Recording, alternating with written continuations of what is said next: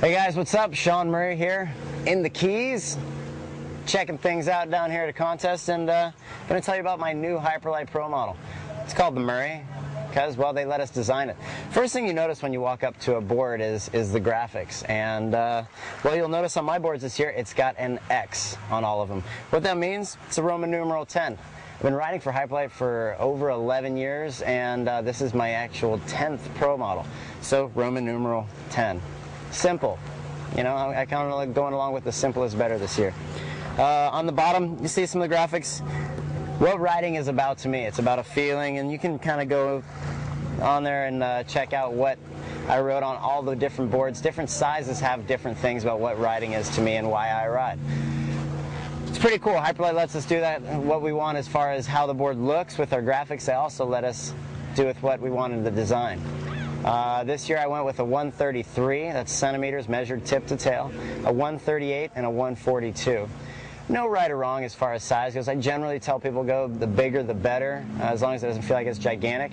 Most of the time I ride a 138. Last few months I've been riding a 133. So, like I said, it's personal preference. Something else you're going to notice that makes a difference in how a board rides is the rocker. Rocker is how much a board is bent. You can look at this board, it's got quite a bit of rocker. What this has is called continuous rocker. What that means is from the tip to the tail, the board has got one smooth rocker line. There's no flat spot in it.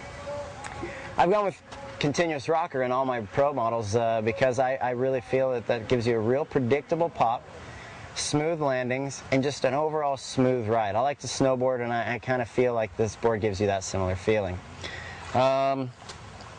Something you're also going to notice on this board, on the bottom, you've got molded in fins and a fin that you can remove. I generally ride my board with a 0.7-inch fin in the middle and these molded in fins. This year the molded in fins got a little bit smaller, but the board got a pound lighter because of that. It's not because of the molded in fins, but because of the bottom material they use, they dropped a pound. So we've got a lighter board this year. I added a grab rail, very nice. Not only so when you're just walking down the dock you can hold it, but more importantly when you're doing your grabs, which you should be doing, right?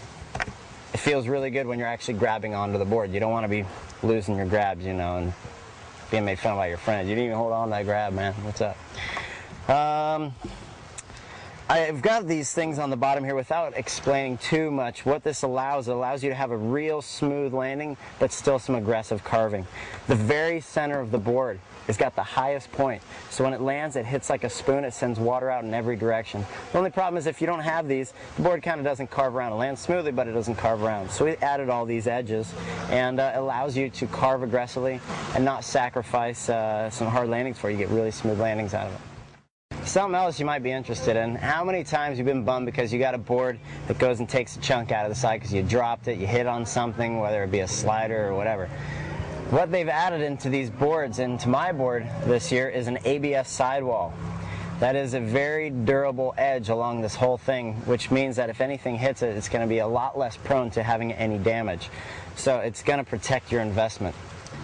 I've got a concave deck on the top. What that does is when you set the binding on the top, you'll notice that it doesn't touch the center of the board. So when you screw the binding down, it actually cups the binding down into the board.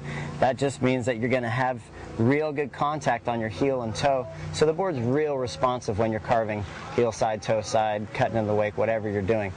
And that's something that a lot of the boards have this year, and I really wanted them to have it on my board. So that's my board. Dig it.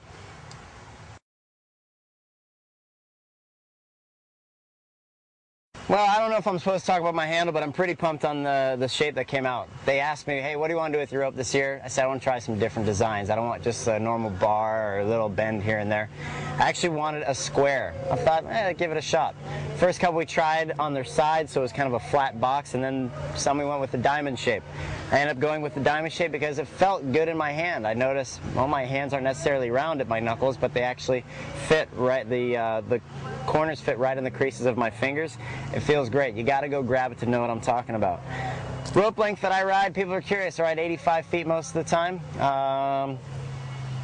I suggest everybody staying out on a longer rope, 70 feet. I know everybody thinks, okay, well, I don't want to get into a big instructional piece. That's on a different video. So check that out. But yeah, new handle, it's tight. Oh!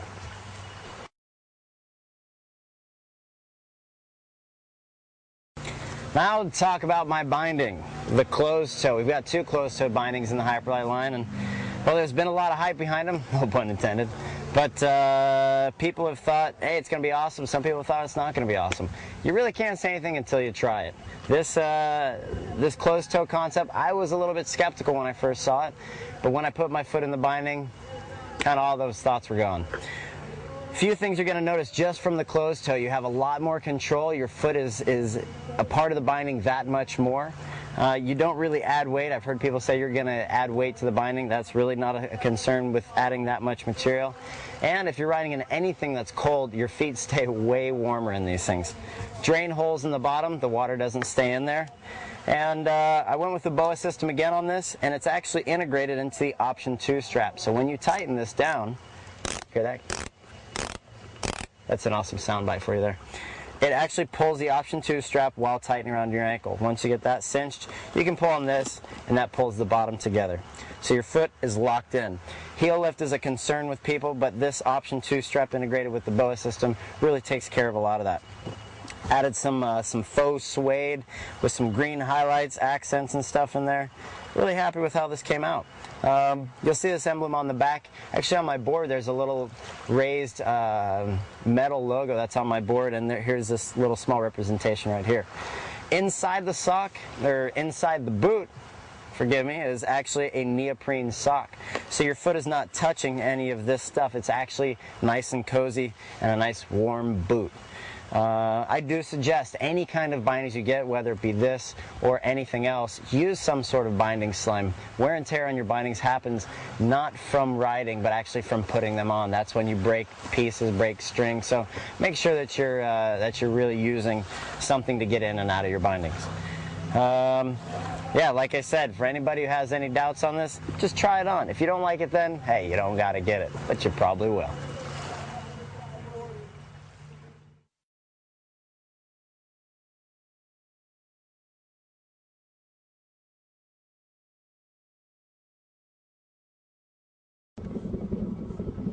Hey guys, what's up? Shaun Murray here. Just want to go over some of the features of my 2012 board, but I came out real early with it just because I'm progressive like that.